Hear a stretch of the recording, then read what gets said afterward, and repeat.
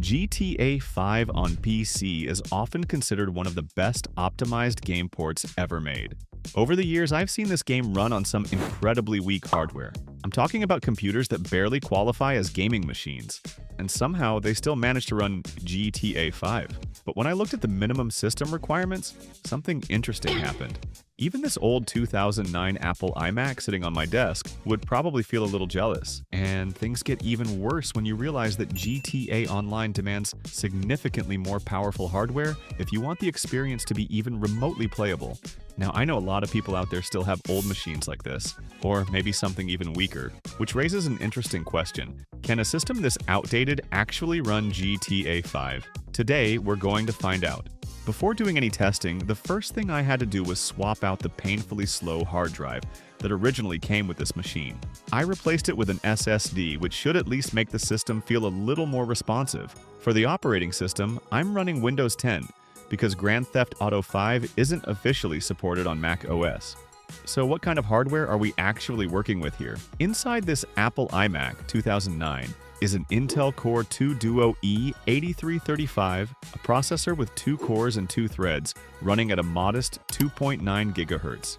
In benchmark tests, it scores around 487 points in multi-core and 245 points in single-core performance, which is honestly extremely limited by modern standards. The system also comes with 8 GB of DDR3 RAM, which is actually not too bad for a computer this old. But the real problem lies with the graphics card. This machine uses an NVIDIA GeForce GT 120, and you probably won't believe this. It only has 256 megabytes of VRAM. That's incredibly small when you consider that today's high-end GPU can come with up to 32 gigabytes of VRAM.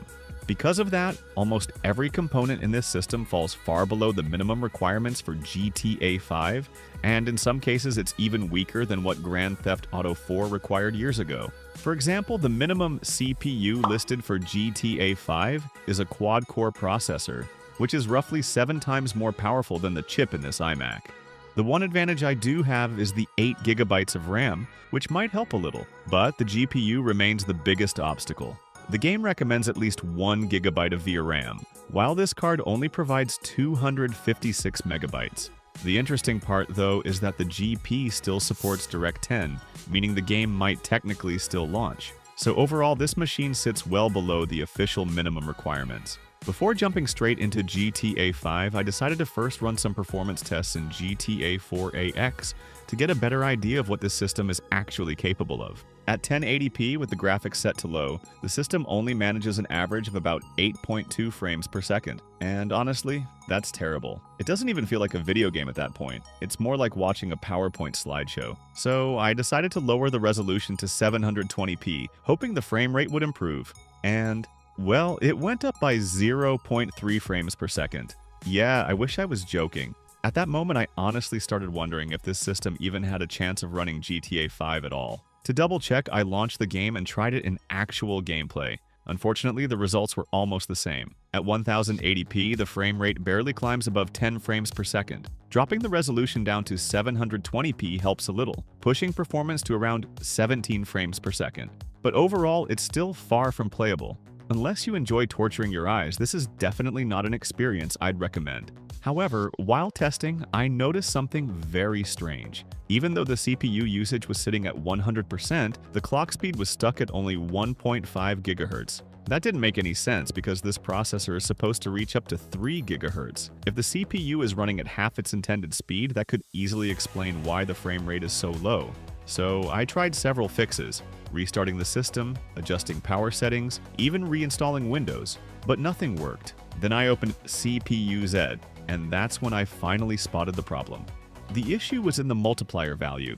Normally this CPU should run at X11, but on my system it was stuck at X6, and that explains everything. The processor was basically locked at half its performance, which is why the system felt so painfully slow. So I started searching for solutions. I watched a few tutorials on YouTube showing how to remove CPU clock limitations. One of the most common suggestions was going into Control Panel, opening power options, and switching the system to high performance mode. I followed every step exactly as shown in the guides, but unfortunately nothing changed. The CPU was still stuck at that low clock speed.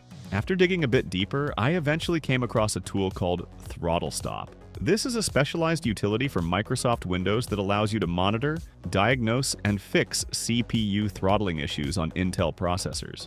Inside the software, there's a setting called BD Pro Hot, and this turned out to be the key. To explain it simply, BD Pro HOTs, a signal that tells the CPU the system is overheating, forcing the processor to reduce its clock speed in order to protect the hardware. But in this case, the problem isn't actually heat. Because this is an old Apple machine running Windows, some of the temperature sensors aren't read correctly by the operating system. As a result, the CPU constantly thinks something is overheating. By disabling the BD Pro Hot option, the processor simply ignores those incorrect signals and finally runs at the speed it was designed to run at. And finally, I managed to fix the problem.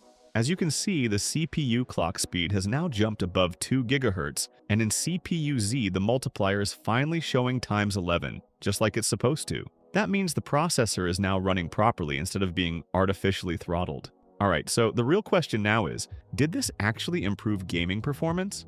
Let's jump back into the game and see if the frame rate has changed. So I went back to test Grand Theft Auto 4 again.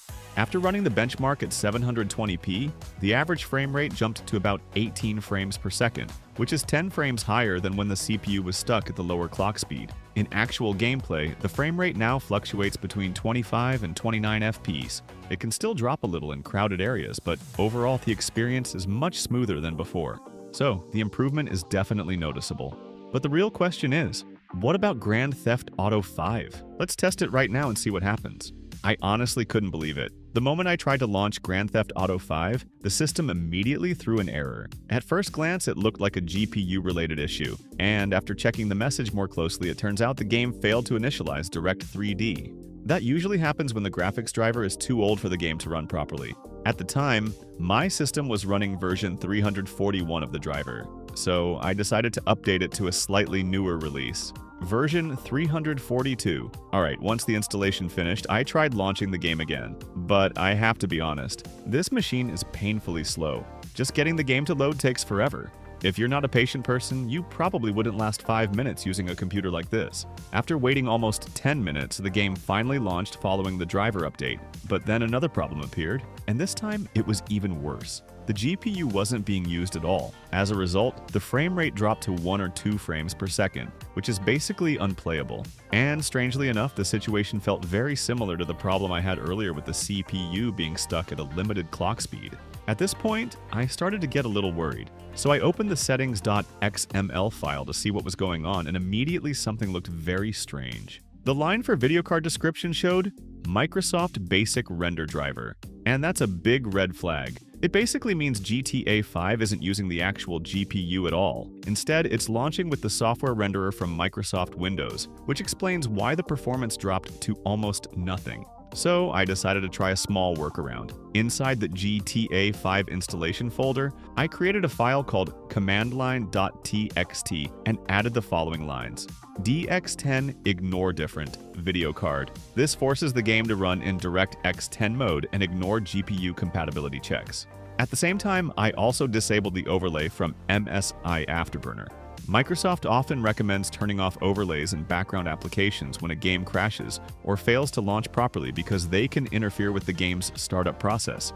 I also tweaked a few additional settings and lowered the resolution directly inside the settings.xml file to squeeze out a bit more performance. And after all that, I honestly couldn't believe it. I was actually able to play GTA 5 on a 2009 Apple iMac. The performance isn't exactly smooth though. The system usually delivers around 10 frames per second, and occasionally it can climb up to about 17 frames per second. Even though the frame rate is low, the good news is that it doesn't constantly drop or stutter too badly during normal gameplay. However, the moment I start driving into a new area, another major limitation appears. Because the GPU only has 256 megabytes of VRAM, the game struggles to load textures and environments fast enough, which makes the overall experience pretty rough. So the big question is, can this machine actually run Grand Theft Auto 5? Technically, yes it can.